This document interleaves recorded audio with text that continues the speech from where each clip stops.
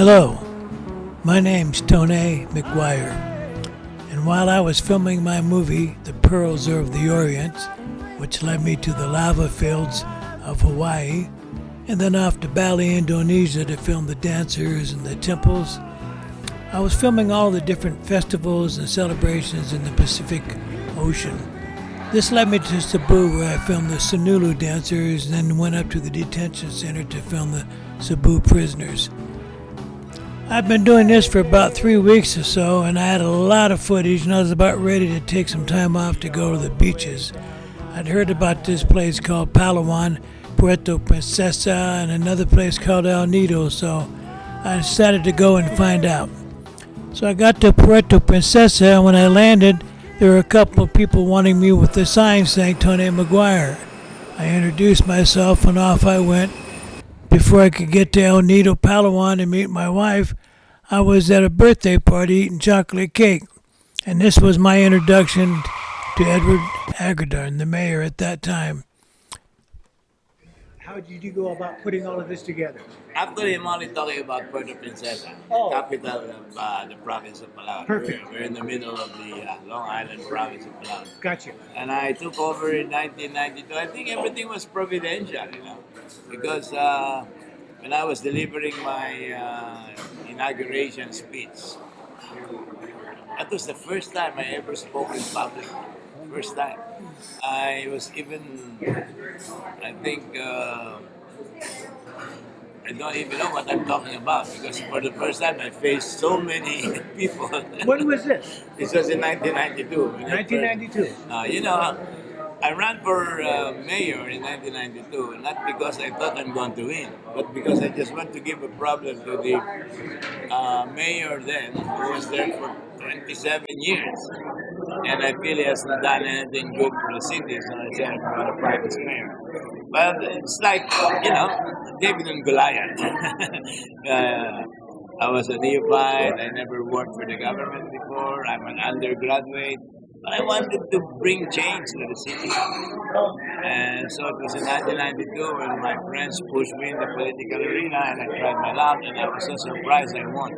I won. And that was the beginning. Because I never worked for the government before. And, What was you doing before you decided to get into government? well, we can say I was everything a mother wouldn't like her son to be. Enough said. And so when I became the mayor, I was so humbled by that experience because I'm not from this place. Actually, I was born in Manila, in Metro Manila. And for the first time, the people elected a mayor who's not a native of the place. So I was thinking maybe I was there at the right time, right place when people wanted change. And for a while I thought I'll just, take it easy and just let it flow naturally. But when I became the mayor, I felt I had a great responsibility for the people. So out of gratitude, I told them I'm going to protect the resources that rightfully belong to the Palawanis. And so that's what started our environmental consciousness drive. It became the center of our administration, trust, to protect the environment. And we started hitting on all the illegal operators here, the untouchables. And I'm happy that with the support of the people, You cleaned it up. we're now, being very, very successful. As a matter of fact, Puerto Princesa now is the center of all the study tour of the different local government units. They all come here to learn from our experiences, from the successful programs that they have. And I was surprised the tourism has jumped up from 12,000 in 1992 to 297,000. And that's how big it is. And when we got the independence from the province, there was a huge jump in the influx of people, investment, and even airlines. Before we had the independence, we only have one flight a day. Now we have 9 flights, 9 flights a day, and we're now being used as a model by the entire country when it comes to environmental You protection. must be proud of yourself for having such. Proud of our people. Yeah. Without their support, it would be very difficult. I don't think any mayor will be able to succeed without the support of the people. But we have to be firm. We have to be doing it by example. We cannot say one thing and do the other. So when we go around, slowly I will show you the different stages of our administration. Wonderful. And we started from a very dirty city where the crime rate is going up to the present. And as we go along, maybe we can talk. Yeah, first he asked the councilman to give him a few months, I think a month or two, to show them what he can do. And then next is he told me, clean the city. So he told me to be the street sweeper, and I became the street sweeper. So with my sister and I, we started going around, monitoring, looking at some garbage, etc., etc. And then that started Oplan Linis. So that was one of the first programs. Yes. And because of there only being such a small amount into the coffers to help, he went out and spent that on brooms and stuff for the people to use. Right. Uh-huh. And then he made some new laws in about being fined if you threw litter. Is that correct? Yes. Yes. Uh-huh. Everything here is a no. Yes. Illegal is a no here. Okay. There are no bargainings when it comes to illegal actions. We've come up with ordinances that really would be tough on those criminals or those who would violate the laws. When you say illegal logging, illegal gambling, illegal fishing, illegal mining, no mining, you've got it. Anything that would destroy, the environment, that would be bad for the people, is a no-no.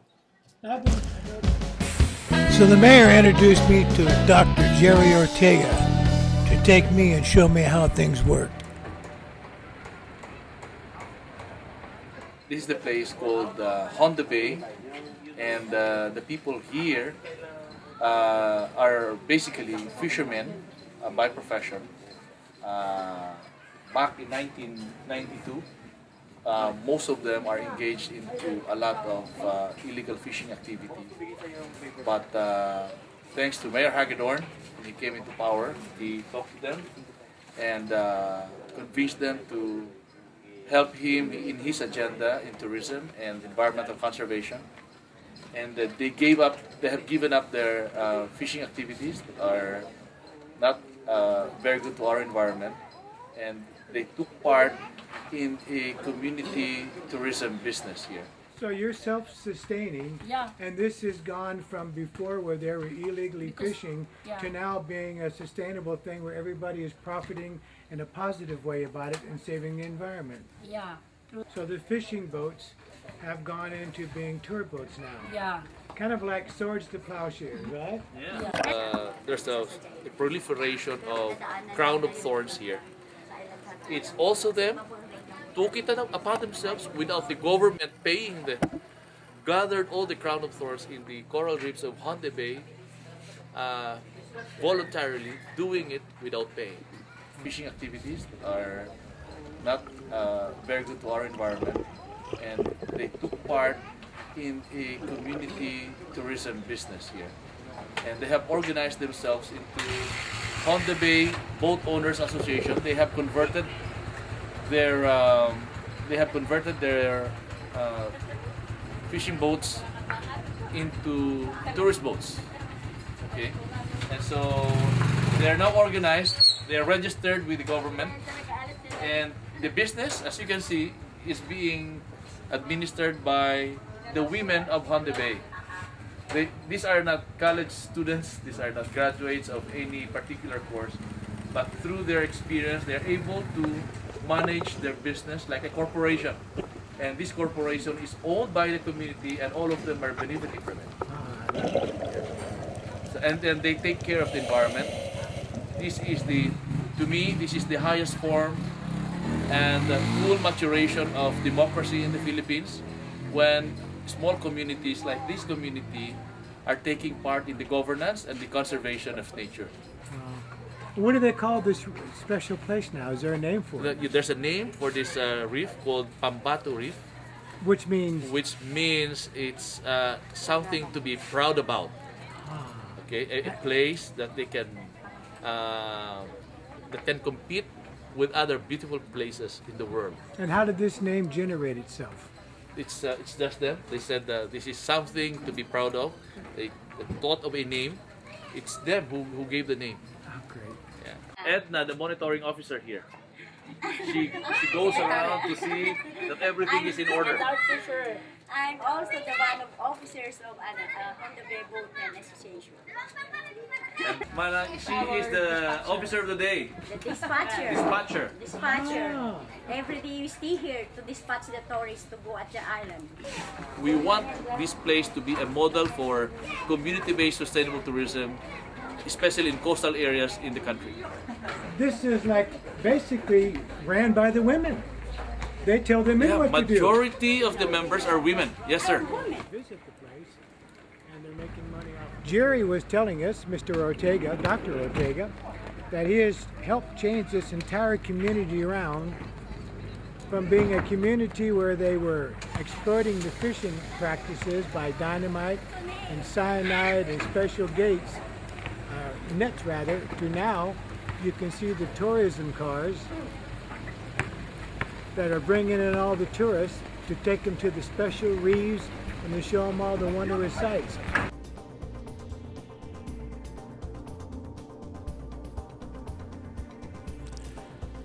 So off I go on one of the tourist boats to Snake Island with some tourists to visit and see exactly what it's all about. And it's a beautiful ride on the ocean. The water's warm, it's sunny, nice breezes.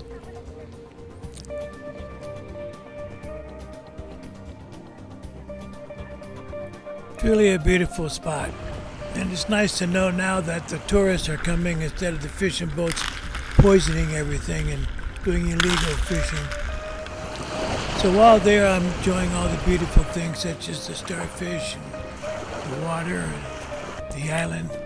But I'm thinking about all the stuff that Jerry Ortega had told me about what the mayor had done, setting up the different businesses where the people have control of what they're doing. And so instead of harming the land, he's been able to turn it all around where they're now helping the land and encouraging tourism, and everybody's benefiting on it in a wonderful way. So Snake Island was really a wonderful spot. I really enjoyed looking at Honda Bay and having walks with my friend on the beach.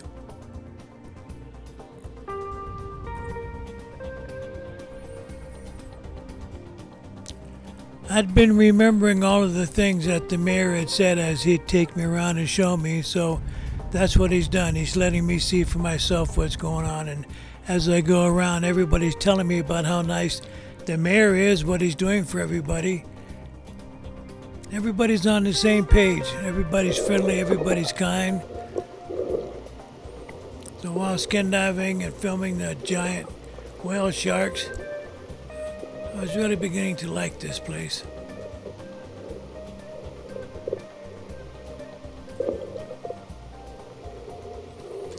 The manta rays are really beautiful, and at night when you have boats, lights on, they come and they shine everywhere.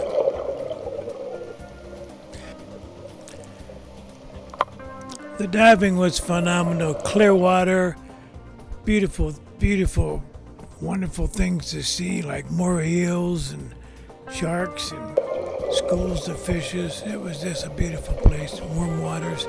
The second largest reef in the world is the Tabitha Reef, next to the Australian barrier. So as I floated around and I was enjoying myself and going by Pupato Reef and looking at all the tourists going out to enjoy it, my trip for the Snake Island was coming to an end. Was introduced to what they call the largest pearl in the world. Here it is. 75 pounds, 1 foot by 2 foot.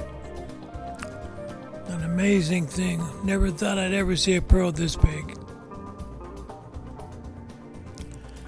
So I was introduced to all the programs. The Feast of the Forest, 2 million trees planted.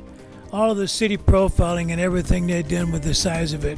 The 1 meter sea rise in Manila after the waters rose from the ocean rising. The Baywatch, where all the boats were taken care of from poisoning the fish.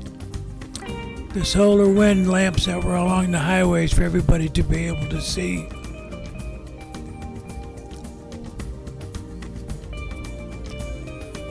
The habitat of the houses for the fishermen to stay in so they wouldn't be squatting.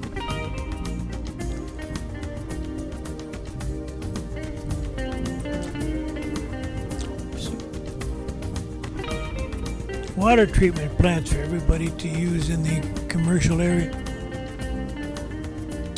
Tourism had increased by many people, and the myth earth planting trees was another good one.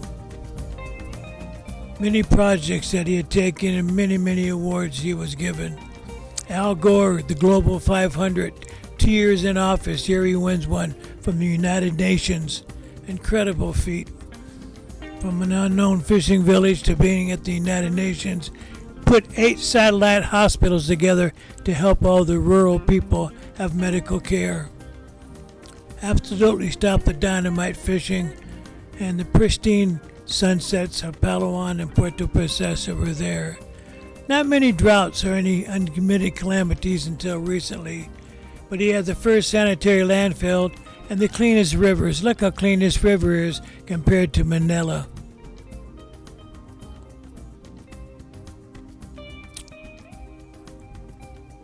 Daycares put in for the people to be able to have to care for their children, and the electric vehicles that he was trying to do to replace all the trikes in the city. The love affair of nature, which we're going to see later, where they have planted all of the trees to help everybody get more foliage. It was a great vacation place. Tourism and it really increased a lot. And the agriculture in all different areas was booming. The Opus Landis was a great program where they had the cleanest city in all of Asia. It was amazing. Helena Hagedorn also won awards for all the service she had given to the city, helping the mayor. It was definitely becoming a tourist spot now that the mayor had gotten everybody going in the same direction. You couldn't find a cigarette butt or a piece of gum on the street, it was so clean. He stopped the illegal logging with all the people coming in with chainsaws, no more. Yes, Mayor had really done some wonderful things, creating a beautiful place to come and see and come and visit. As you can see here, just absolutely pristine and gorgeous. But then there's the crocodile farm, where upon entry you see a giant crocodile, skinned and bone, staring you in the face. But shortly after, I'm led to my guide, and he's going to tell me about it. For commercial farming for the skin, because we have the best skin. And then we also have the endemic indigenous. It's not a very big crocodile. The Philippine crocodile has a length of 2 meters, you tell me. Yes, that's our indigenous crocodile. Crocodiles. And this is mostly one fish. of the, if not the most endangered crocodile in the world right now. So And you have how many of these being raised here now? around 600. 600, so you're really saving things here. Yeah. That's great. Last year we released 50 individuals captive bred here in the farm back to the wild. So hopefully we'll jack up their wild population so that they can. There he is. Now remove he's the upset. endangered. And they're protected from hunting and so on because of the laws here? Yes, by law, Yes. but in practicality, it's very difficult to assure their protection. Yes. So you have king cobras on the island just roaming around. Yes. Merry We Christmas. have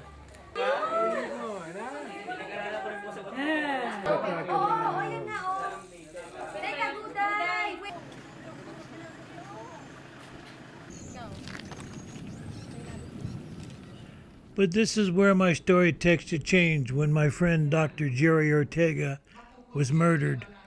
Murdered by the governor of the island. And at the same time that he was murdered, he had a contract out for Edward Hagedorn because Edward was chasing after him and he was going to catch the people that did it. It was during this time as I was with the mayor. And everybody else was running away because of being scared.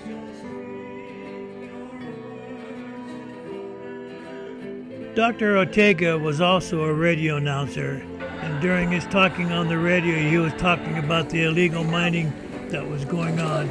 And even though he was warned by people to watch what he was saying, he continued to tell the truth.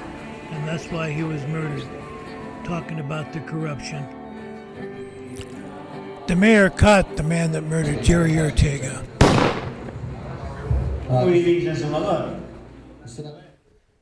This is Dave and Diana. They were working on the mayor's project to replace all of the different tricycles that were polluting to electrical tricycles. So these are one of Dave and Diana's prototypes that they were making up. Very quiet, really fun to ride in.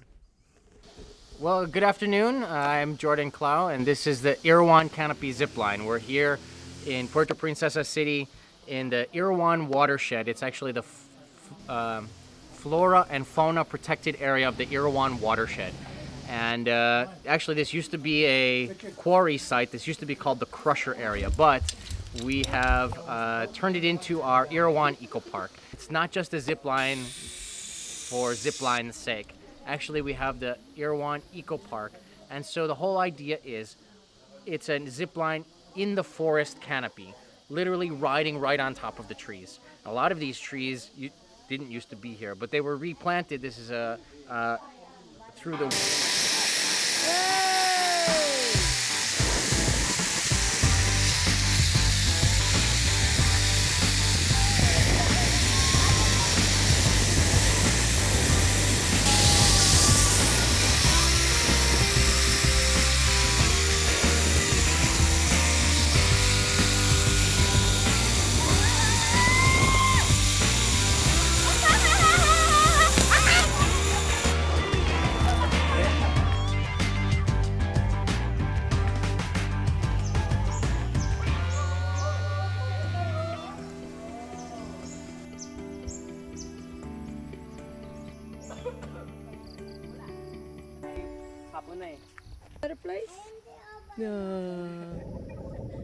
So I'm at the Puerto Princesa City Sanitary Landfill, the first one in the Philippines.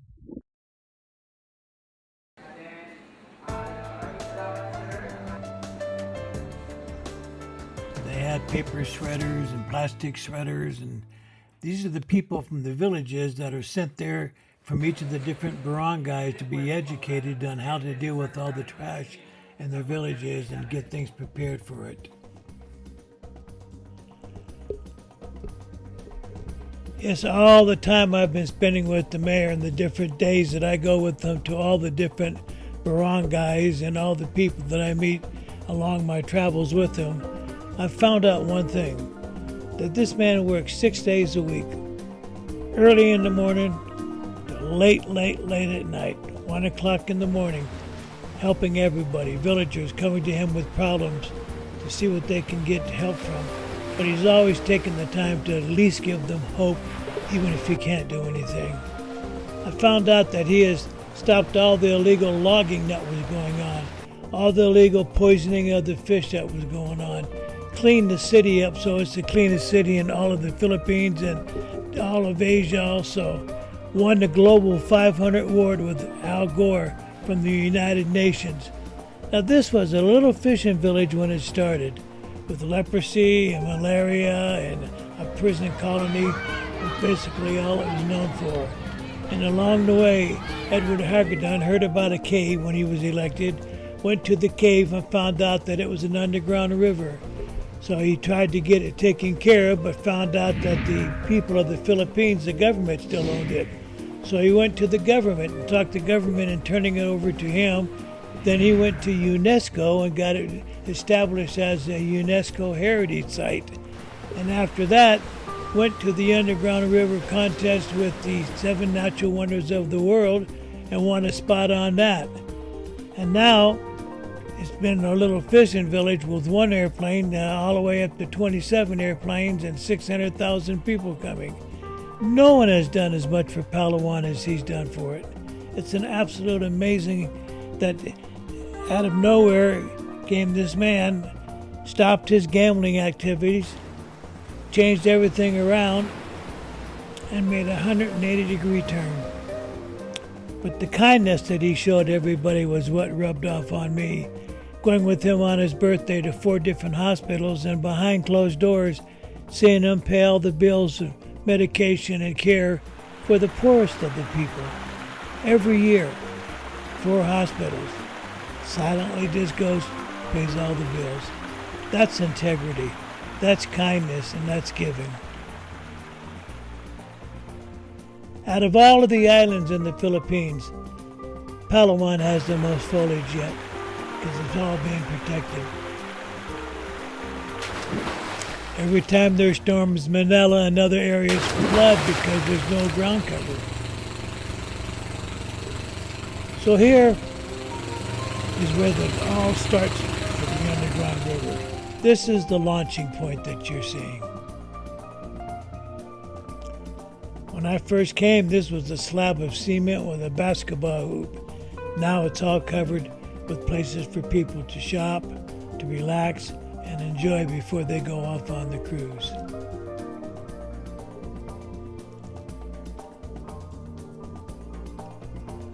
I was impressed with the mayor. I watched him put on every weekend shows for the tourists, as you'll see in the movie here, and telling them all about the stuff that he was doing and about the environment and how strong he was. Nobody did anything illegal now. Everything was protected by the mayor.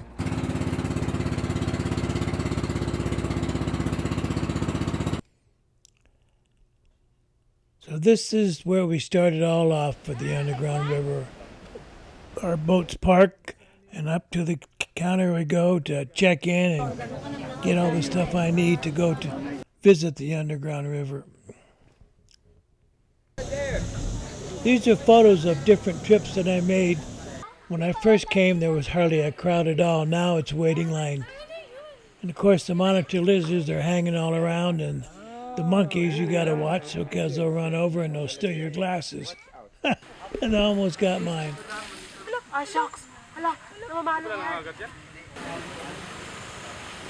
So there's another name for the Underground River.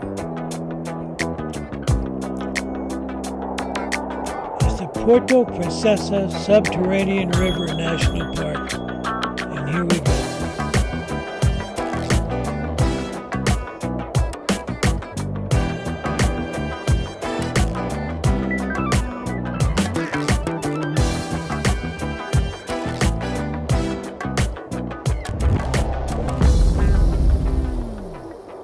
At the time I filmed this was the longest underground river in the world. They've since found another one a little bit longer. I believe in Mexico, not sure. But inside you'll find bats everywhere, millions of bats. But they also have birds, swallows. This is the mouth of a sea cow that when tested was 20 million years old, which changed the history on that part of the world of what we knew about sea cows. And you want to know what a sea cow is?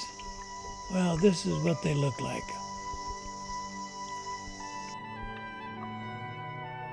This is the mouth. That's the sea cow there you're looking at. When you look at them straight on, you can see the squareness of the snout.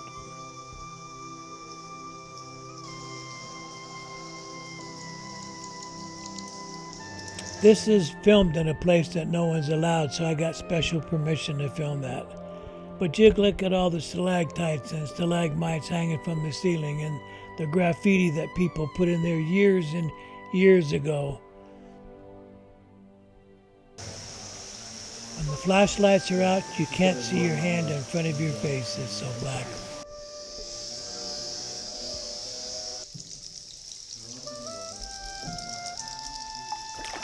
Beautiful place.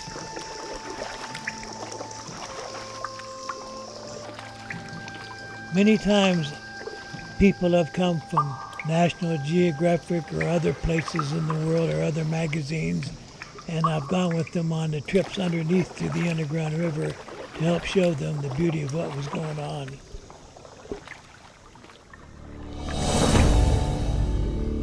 Okay. My name is Bernard Weber. I'm the founder and president of New Seven Wonders. It's an organization I have founded in 1999, and the first campaign, the New Seven Wonders of Man-Made, were officially launched in 2000.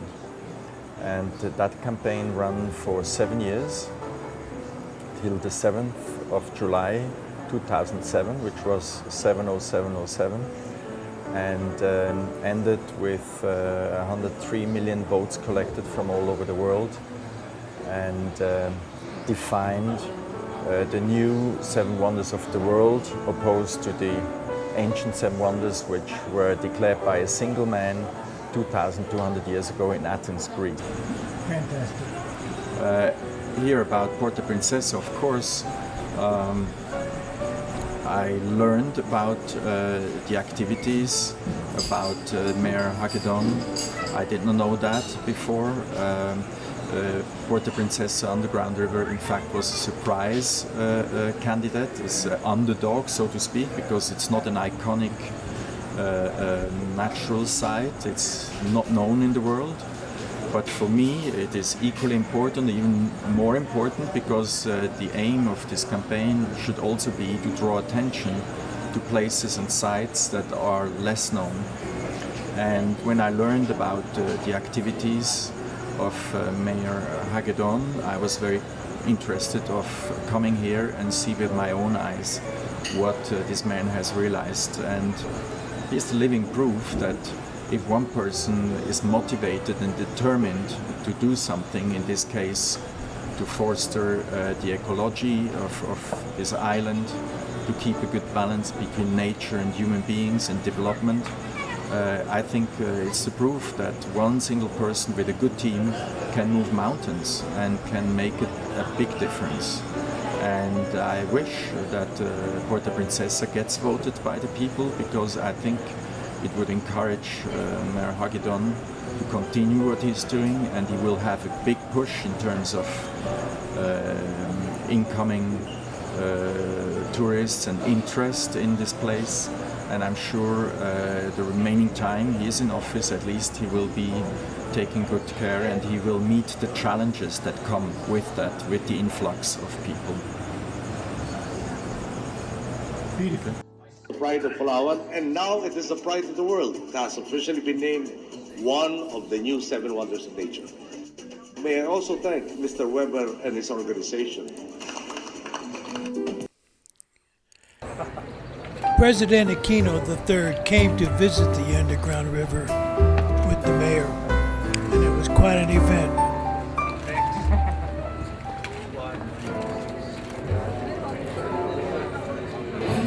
They put on a show for him before they ate.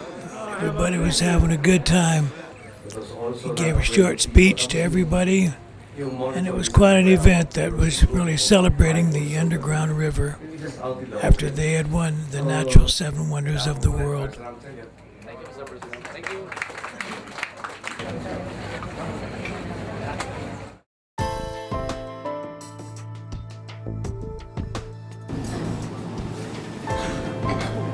Ladies and gentlemen, may we request you to His Excellency Benigno S. Aquino III. So we can immediately start the program.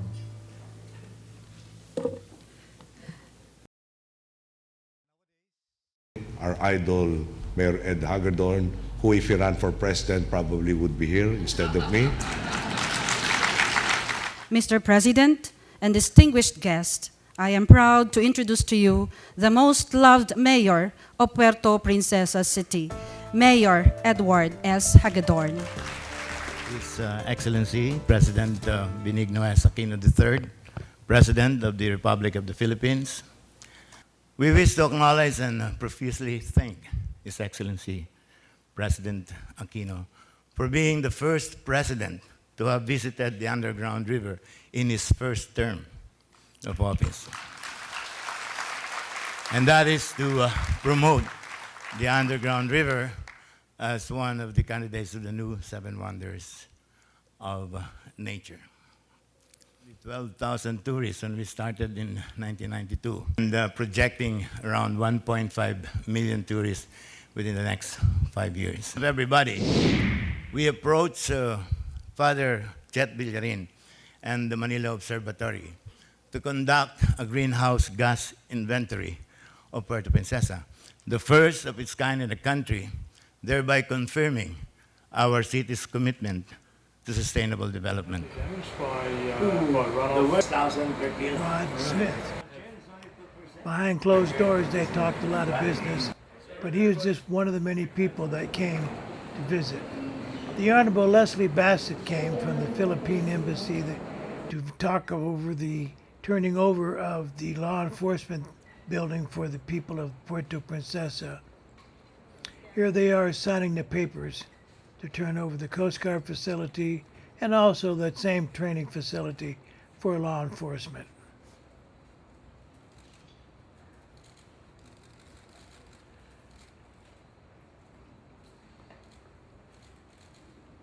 This was quite a deal because before this, they didn't have the boats that you're going to see here shortly to use in order to intercept bad people doing things in the ocean, poisoning of the fish, illegal drug smuggling, or whatever it may be from terrorists. But this certainly helped them out. This big facility to train everybody, and also the boats that they used in order to maintain the safety for the people of the towns.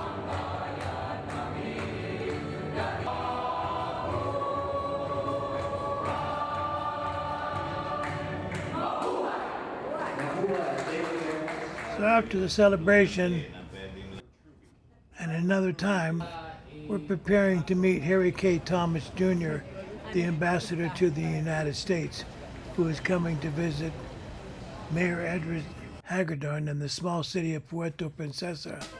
It was quite a thing, with many dignitaries and many associated people in the government. So as the band plays the music, people start to arrive.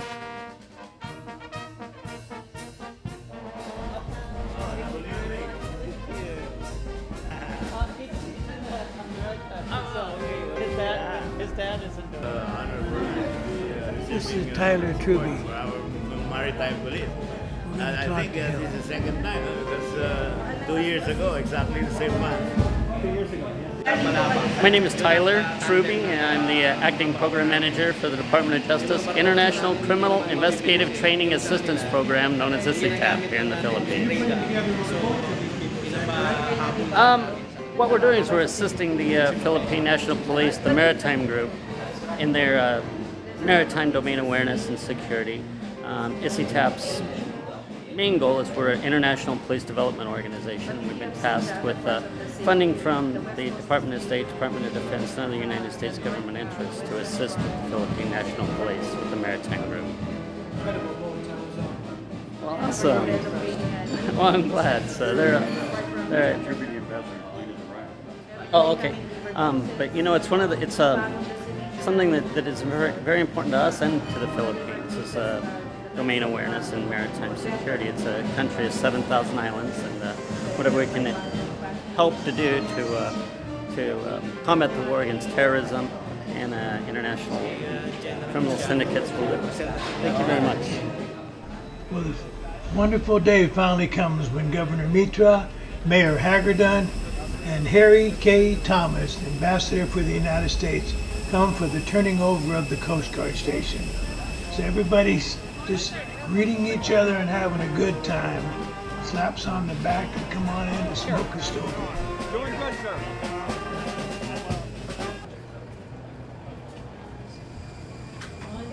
Good to see you. How you doing? No. What movie is it? It's going to be The City in the Forest, all about Puerto Princesa, the mayor, how he took office, and people like yourself coming to help expand the horizons of this country. Oh, great. Happy to do it. Thank you, Tony. Pleasure to meet you, sir. So everybody comes out to welcome the ambassador, turning over the Coast Guard station to Puerto Princesa officially. All the guards are out. Everybody's here ready to meet. Everybody's been sniffed out, and here comes the ambassador as we speak.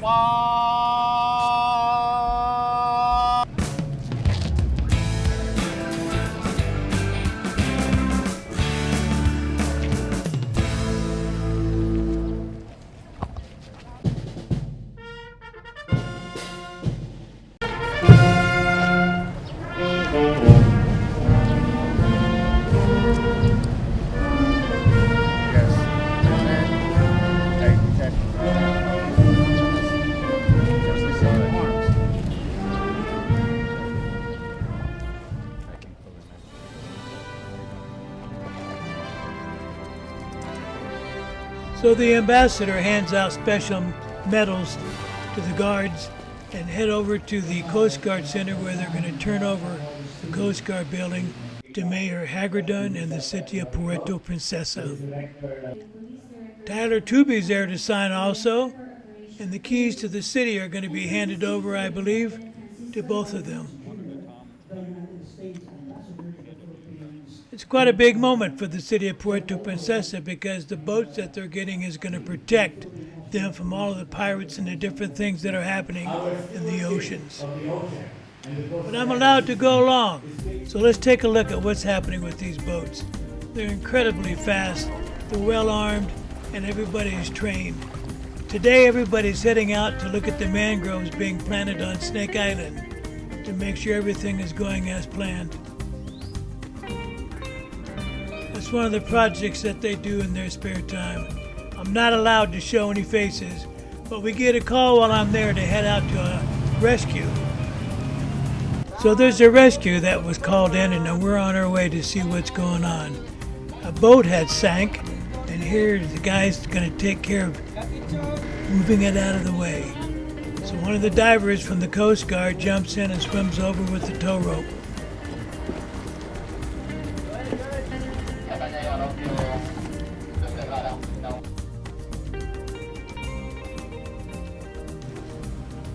Yes, these boats are quite the thing. They really move fast, they're well armed, and they're ready for the pirates or the different illegal activities in the ocean now, thanks to the United States of America passing on the Coast Guard station.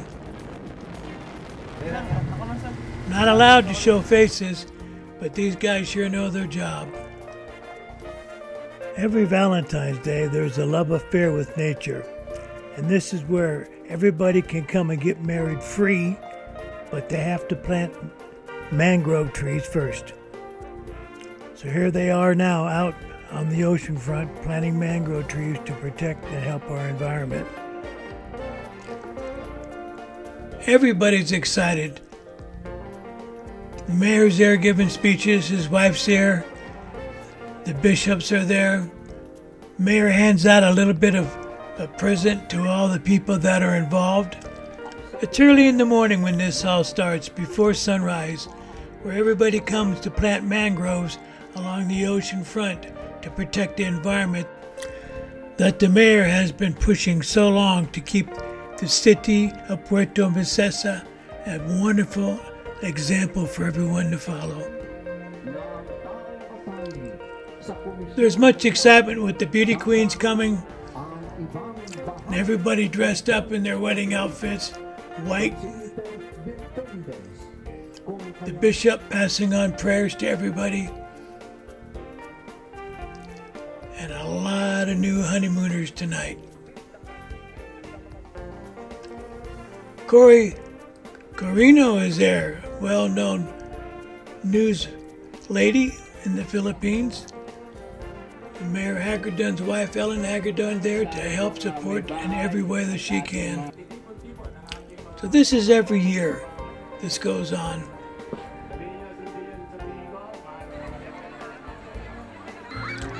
Even in the rain, people are there. Nigel Cousins from 21st Century Television, singers. A good moment for everybody, a good example for everybody, because even in the rain, love prevails. Behind us, and as you can see, it is pouring rain.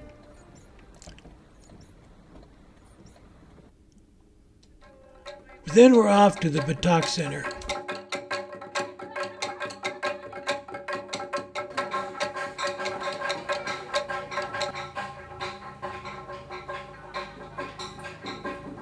Park area. And the trek goes from where? From Concepcion here in this area. Typical There. what a village would look at, usually by a stream for water. Yes. Or their traditional breechcloth and bark cloth skirts and stuff. That they do here. Look at the colors and the textures. Yeah, there's beauty queens everywhere. Here in the Batak village, Nautica. there's a young one. I give my greetings to the elder. And the music goes on with the women in the village while the young people learn the dances. At an early age, everyone is involved, passing on the customs of a long, long time ago.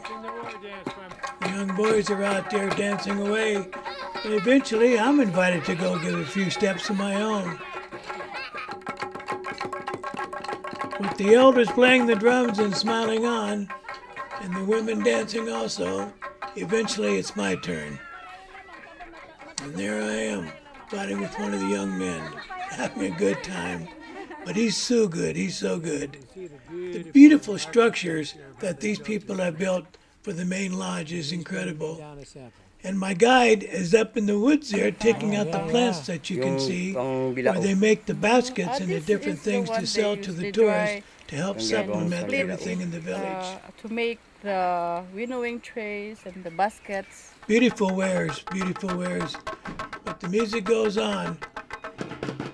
And the Up With People, a group of people that come to entertain the islands with singing and dancing, has been invited up to the Batak village today to do their dancing and singing for them. So everybody shares in the music, as you'll see in a minute, after one of the elders here does a dance of the swords.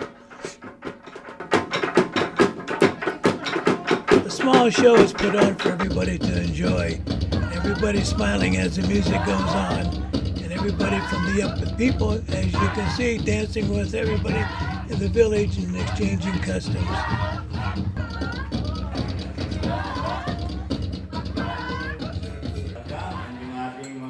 Over the years, I watched Mayor Hagedorn give many shows explaining all the projects that he was doing to the tourists that came to town and dignitaries that came to visit also.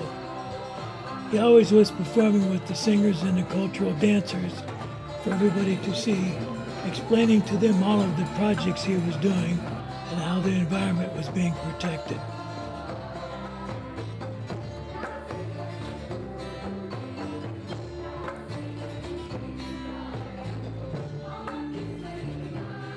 A lot of the information you've seen in my movie, like this, is from the mayor's own files.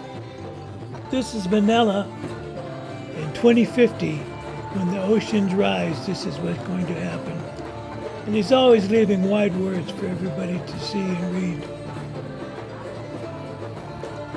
It shows even in the big auditoriums or in the cafes or in the little teeny areas in the hotels, were always put on to entertain the tourists, while he explained to them all of his programs so everybody could understand what he was really trying to do.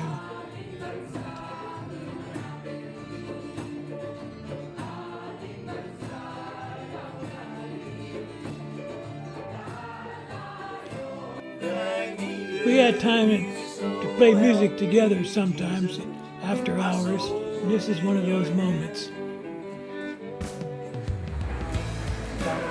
But it's oft on his birthday every year to go to the 4 different hospitals and to go behind closed doors like you see here or he's going to pay all the bills for the poor people. I've never seen anything like this. No press, just him going, I was allowed to follow and capture all of what you're saying.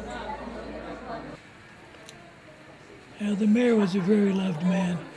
Nina Marie, his secretary here, coordinating everything, and the people in the hospital always happy to see Mayor Edward S. Hagedorn come and visit him. From one hospital to the next. All day, that's what he did.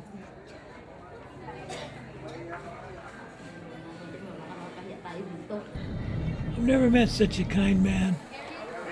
That's why I stopped to make the movie, because this guy does what he says he's going to do without anybody having to watch him. That's what integrity is really all about. So everybody's busy, and he's behind doors paying more bills for the poor people. This is his driver that he was helping out because he was very sick. Everybody loves to see the mayor because he's always doing something kind, something good. He's always thinking about the people first. And I've never seen him pass an opportunity up to listen to somebody carefully and at least give them hope.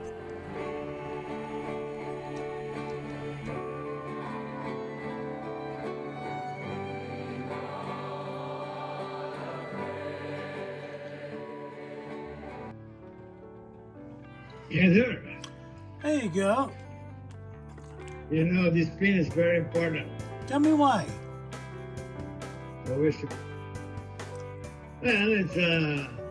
was given to me by Brother Eddie Villanueva, a pastor of Christian Church. Okay. And ever since I wore this, I always cross the right path. The history of Puerto Princesa, and pretty much until you came along, there really wasn't a lot going on the island at all. There was no reason for people to visit that had been discovered. And so long after you got into mayorship, you made the underground river that you had heard about from fishermen into a UNESCO heritage site, which put that on the map worldwide instantly. And then shortly after that, the underground river came because you lobbied to get the 7 natural wonders of the world onto the map, and you did. You won. So you basically were the one that put Puerto Princesa on the map. Because I remember you saying at the beginning in 1992, there was like only one flight. And I remember when I was leaving, there was about 25 flights and tourists coming in by the tons. Yeah. And then I came back a couple of years later. You were out of office, you had retired. And I noticed that there wasn't a whole lot of advertisement going on and a whole lot of things promoting all the stuff that you had done. Now you've become congressman again, and you can put things back on track with Puerto Princesa. Actually, Yeah. I wasn't the one who put the city in the map of the world. It was the underground river. Yes. That placed Puerto Princesa in the world map. When I took over, Puerto Princesa was nothing. Right. Our image so negative because we were only famous for malaria, or the leper colony, and also the prison camp in Iwahig. Exactly. And also we have so many white sand beaches, so many beautiful sceneries, but we were practically undeveloped. And the entire country is full of many similar beautiful sceneries. So why will they come to a place where it's malaria infested, where there are leper colonies here, and also prison camps? Right.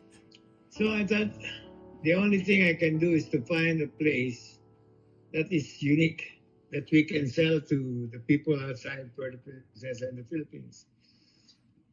That has an advantage in terms to its uniqueness.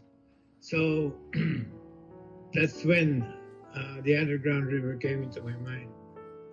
But the problem today, when I went to visit the underground river to start promoting it, I found out that it wasn't ours. It belongs to the national government. Oh. So I was so downhearted when I heard about that we cannot even enter the park even if it's within our territory, because it belongs to the national government. Ah. So how can I promote something that's not ours? So the first thing I did was I took a leave of absence. I went to Manila and worked for the transfer of that park to our local government. And I succeeded with the help of the help of the Lord. We were able to get the management of the park, and that started everything. It was included in the World Heritage Site of UNESCO. It was declared as a Man Biosphere environmental uniqueness. Yes. And also, later on, was declared as the new Seven Wonders of Nature. And that started everything to promote Puerto Princesa. And we're lucky that we are a place where there's no earthquake, no typhoon, right, and no calamity. So people started coming in. Yeah. What, from 20,000 to 297,000? That's quite a few people. That's right. Hey, well, now after resting for almost 8 years, so many sad things happened in Palawan, in Puerto Princesa especially, because for the first time we were hit by a tremendous calamity, which is the COVID-19 pandemic. And then, while still recovering from that pandemic, we were hit by a very strong typhoon. The first of its kind in so many years. I think about 50 years ago was the strongest typhoon we had. And I was surprised that it came at a time when everybody was still suffering from the pandemic. So Puerto Princesa was down. There was no activity here. I started with only one flight a day. And then I ended up with 27 flights a day of different airlines coming in. But when I stepped down, and after this pandemic, and after this typhoon, it's almost zero flight a day. Yeah, I noticed you have a Now, beautiful. very shut. You have a beautiful new airport. Well, I'm lucky. I don't know if. Yes, that airport was immediately constructed when we won the new Seven Wonders of Nature, because we cannot control the tourists anymore. Yeah. Imagine. Yes. I remember. From only about 1,000 tourists a year before. When we won, it's almost 500,000, 600,000 tourists. It's incredible. Well, you basically put forth. But I'm lucky that when after resting for a while, people keep on coming and telling me we're having a hard time now with the pandemic and with typhoon. So please come back to us and help us rebuild Puerto Princesa. Well, I gave in to their request and I decided to run this time for Congress. Yes, tell me about that. And I'm happy to report that immediately after we took our oath of office, the airplanes, the visitors kept coming back. Oh, that's fantastic. All of a sudden, our airport was full again.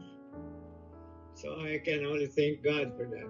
Well, you're quite a magnet, sir, for bringing people to Puerto Princesa. Now we're having so many tourists again, having problems with the hotels again. Yes. Reservations and everything.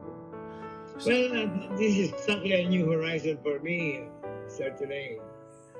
Because, I wasn't able to finish school. Yes. And to become a later, they say you must be a lawyer. But, well, I'm happy to report also that in my first 6 months, 3 of the bills, one of the 3 bills that I sponsored already made it to the Senate. It's just awaiting for the approval of the Senate in 8 months' time. And what's the Because bill they want about? to pass a law. Yeah, And then what is there are it? two more. Yes. What is it about? The one you just passed?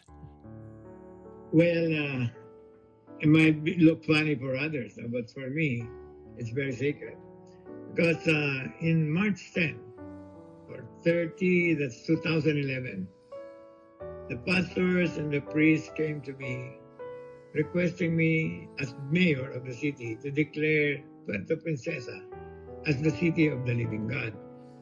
Because they said, God, that there are so many city of flowers, city of dreams, but this time they want Puerto Princesa to be declared city of the living God because of the many blessings that we received, especially when we won the new 7 Wonders of Nature. Yes. And not only that, because we are outside the typhoon belt, and we are also outside the earthquake zone. So that's enough blessing to thank God for. So they approached me and requested me to pass a resolution declaring Puerto Princesa as a city of the living God. So we did that through a resolution. And after that, we constructed the welcome ark before the airport. Oh, beautiful. And, immediately after that ark was finished, that was the time we won in the new 7 Wonders of Nature. And the people started coming in, the economy started jumping. And, well, I attribute this to our declaration of the city of the living God. But the problem, after I stepped down, they forgot about it. They did not even bother to renew the paint, repaint the ark that we built. And they left it unattended. That's the time. Wow. Pandemic came in. That's and sad. the typhoon. Yeah. So when I took over immediately, the first bill I passed was the bill declaring March 10 of every year as a holiday in celebration of the peace of the city of the living God. And paint that sign too.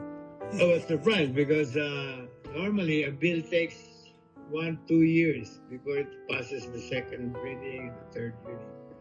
But here, today, in 8 months' time, Wow. it passed through the third reading. It was approved in the third reading, and now it's in the Senate, waiting for their approval. And I am confident this will pass before this year ends. What else is And on? then there's another bill that passed Yes. declaring Spratly Island as a marine protected area. You see, this is a controversial area in South China Sea where China has its own claim and other countries are claiming part of this. But nobody is thinking about the protection of this very important gem of nature. Spratleys is the breeding ground of all the fish that benefits Malaysia, Taiwan, Indonesia, Vietnam, China Sea especially, China especially. But there is no law passed to protect that area from destruction.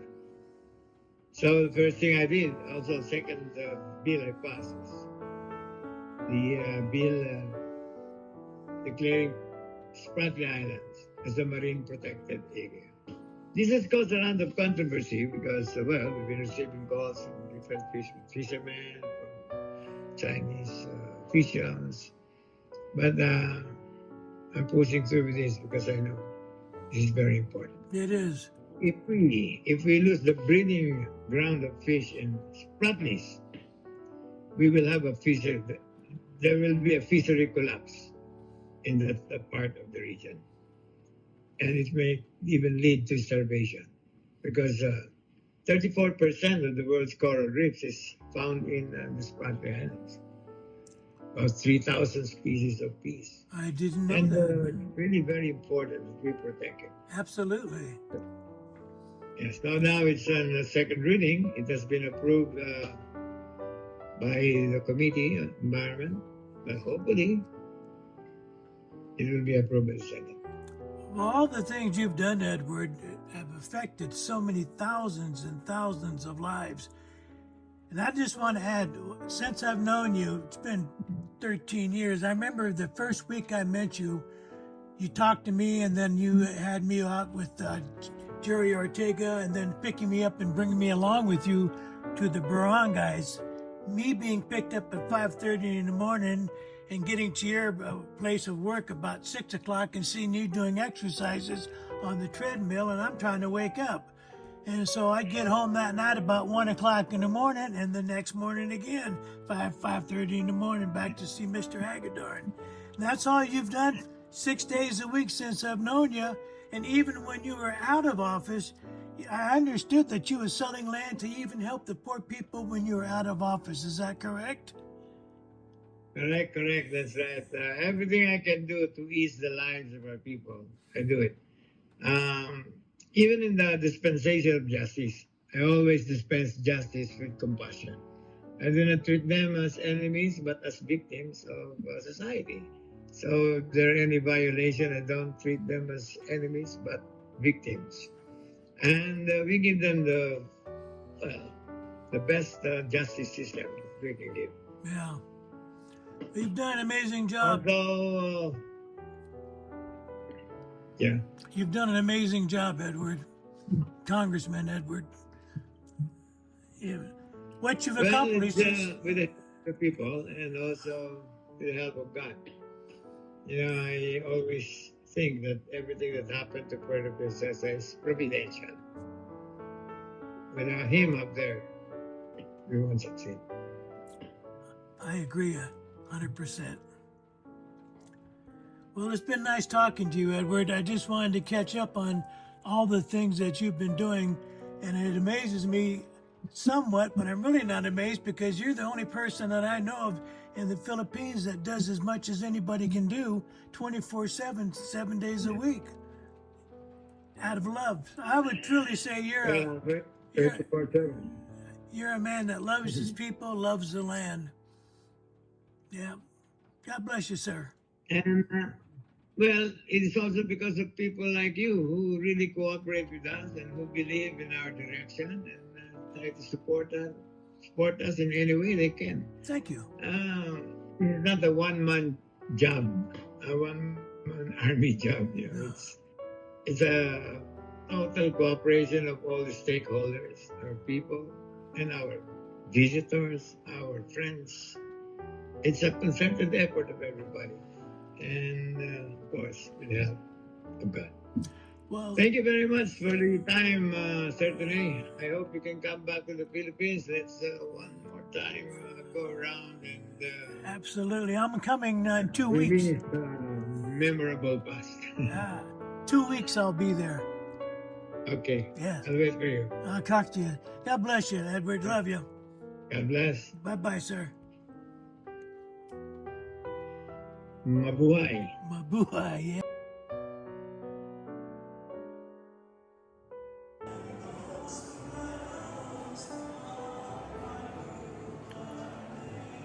So this is the viewing that everybody in the city came to see. This is the last footage that I have of Edward Hagedorn since he passed away. Everybody coming to give their respects. The whole city.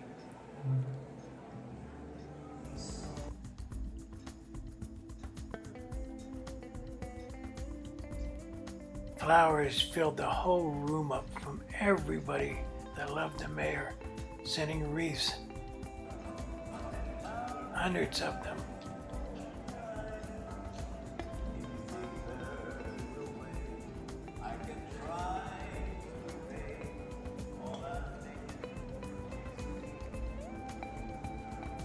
Everybody here probably had their lives in one way or another touched by the mayor, doing something kind to help them.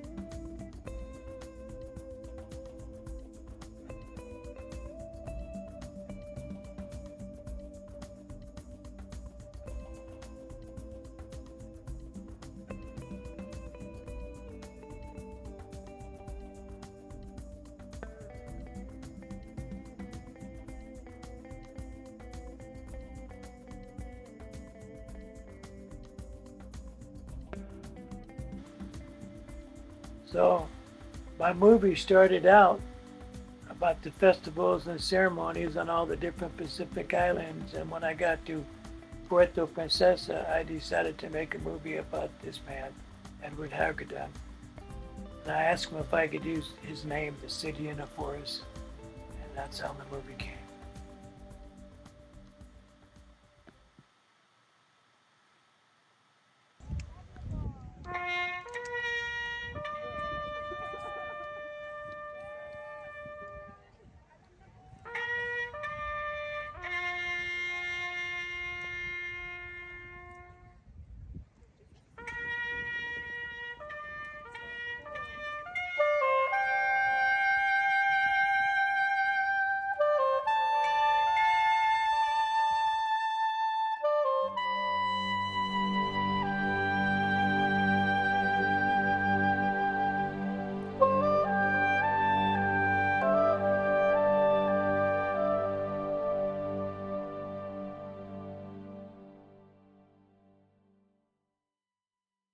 How was the award conceived? I conceived that as early as 2016. Okay. And we had merienda here.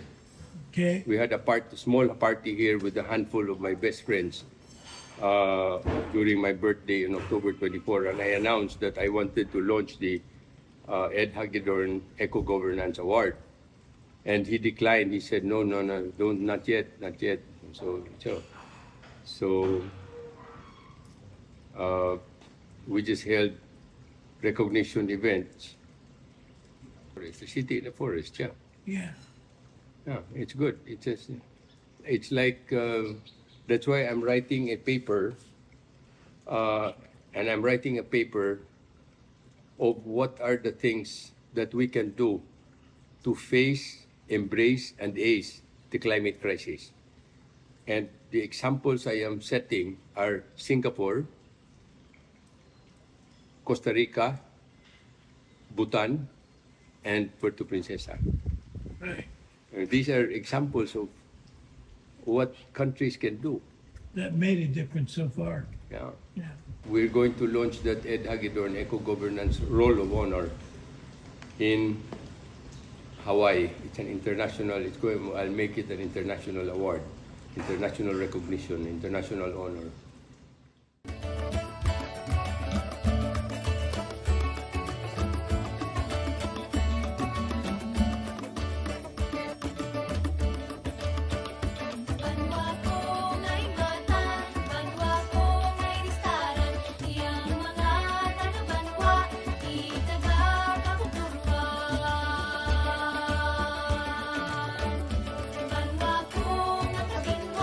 Dapat nga tanawin